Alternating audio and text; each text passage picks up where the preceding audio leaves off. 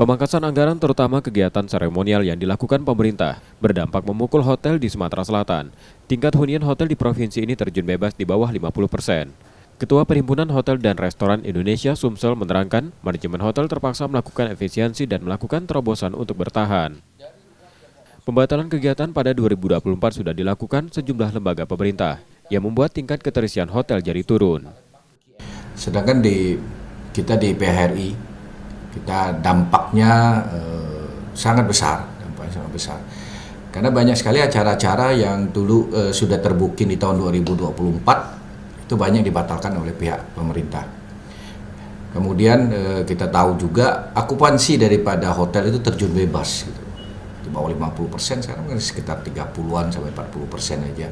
Jadi harapannya adalah hanya dari tamu-tamu lokal yang swasta dan mereka yang mungkin wisata aja.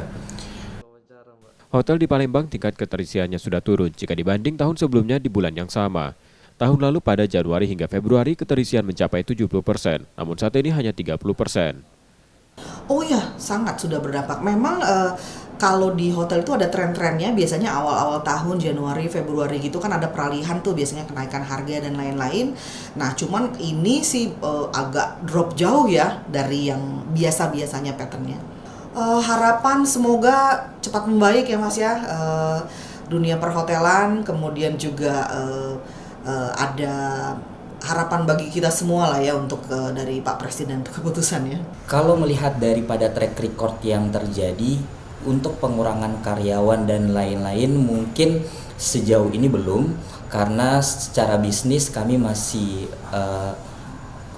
cukup baik dari segi revenue. Belum tahu kalau misalnya kedepannya akan menggerus dari segi revenue, paling dari segi manajemen akan mengambil kemungkinan kecil akan mengambil tindakan yang dimaksud.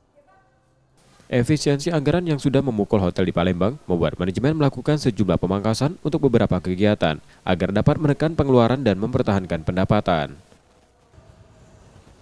Muhammad Reza Pahlevi, Kompas TV, Palembang, Sumatera Selatan.